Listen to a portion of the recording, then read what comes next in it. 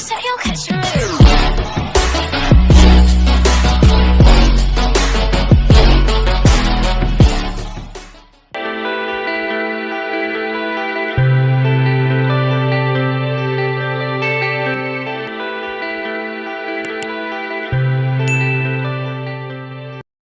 नमस्कार।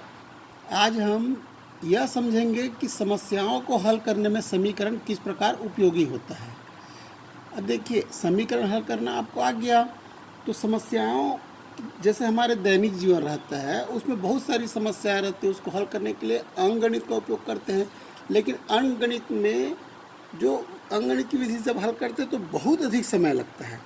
अगर उसी को हम उन्हीं प्रश्नों में अगर बीजगणित में चर राशि की सहायता से हल करें तो बहुत आसानी से और बहुत सरलता से हम हल कर सकते हैं। तो यह हम देखते हैं जैसे हमारी जो समस्याएं हैं उसे हल करने में किस प्रकार से समीकरण हमें उपयोग होता है, उपयोगी है। अब प्रश्नावली 4.2 के कुछ प्रश्न ले लेते हैं हम। तो जैसे पहला प्रश्न लिए हैं कि पहला है, किसी आयत की लंबाई चौड़ाई से 3 अधिक है।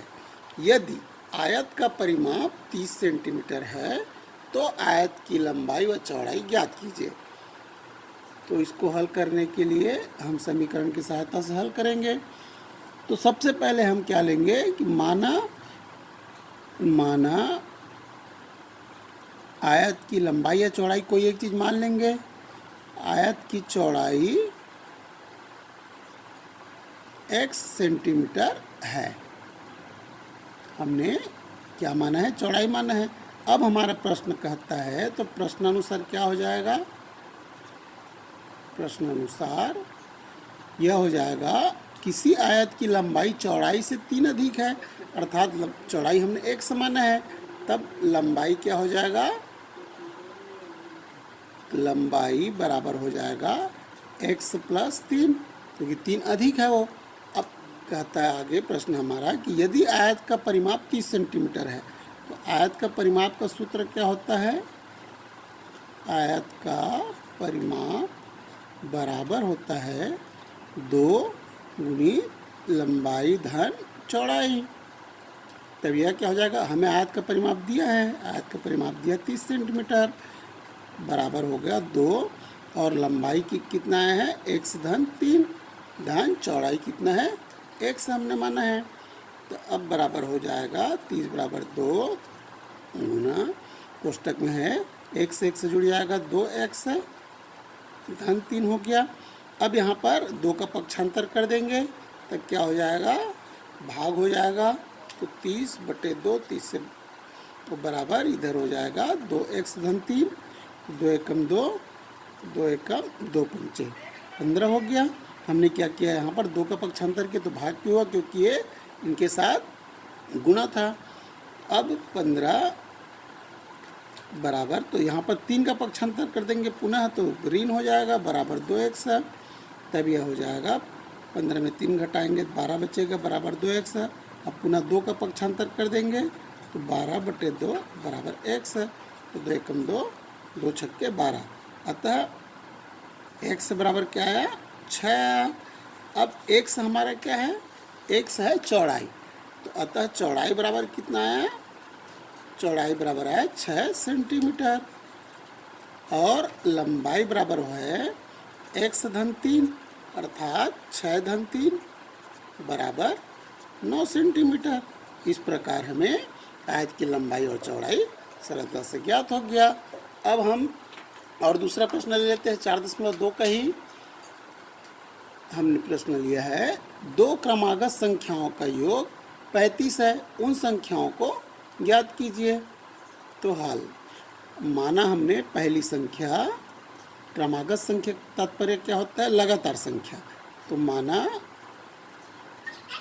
पहली संख्या x है, तब दूसरी संख्या क्या होगा?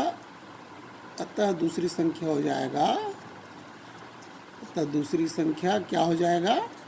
x धन 1 क्रमागत है क्योंकि लगातार है, अगला पद है। तब अब उन संख्याओं का योग कितना है? तब प्रश्नानुसार क्या है?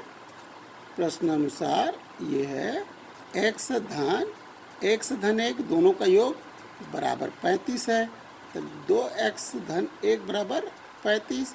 अब 1 का पक्षांतर कर देंगे तो 2x बराबर 35, ऋण 1 यहाँ पर धन 1 है, इसलिए इधर पक्ष बदलने पर दाहिने पक्ष में जाने पर यह ऋण 1 हो जाएगा।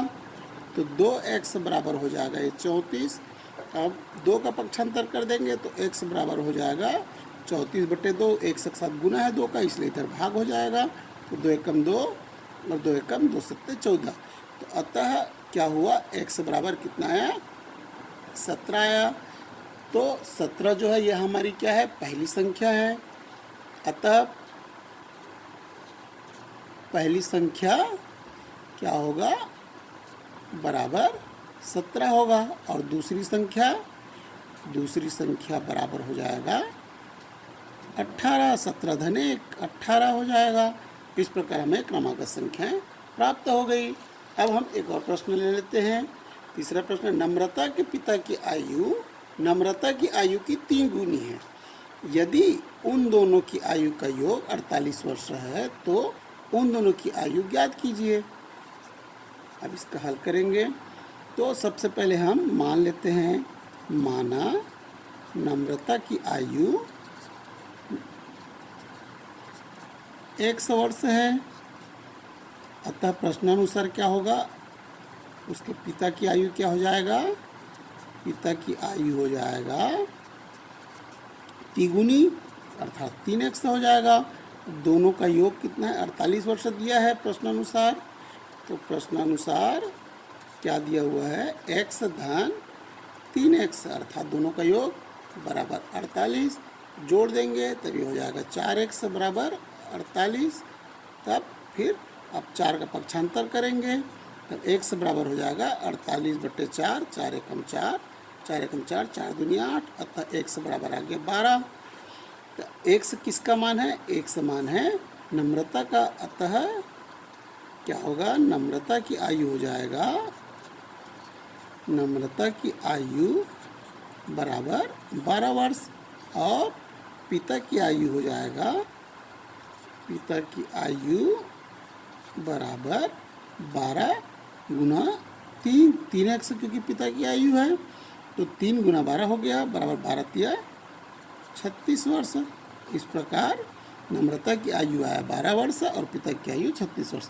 इस प्रकार हमने देखा प्रश्नावली 4.2 में जो दैनिक जीवन की समस्याएं हैं उसे हल करने में समीकरण का बहुत अधिक उपयोग है। बहुत सरलता से हम समीकरण के सहायता से इसे हल कर सकते हैं। यह आपको अच्छे से समझ में आ गया होगा।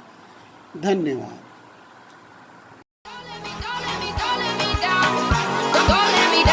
Don't let me down.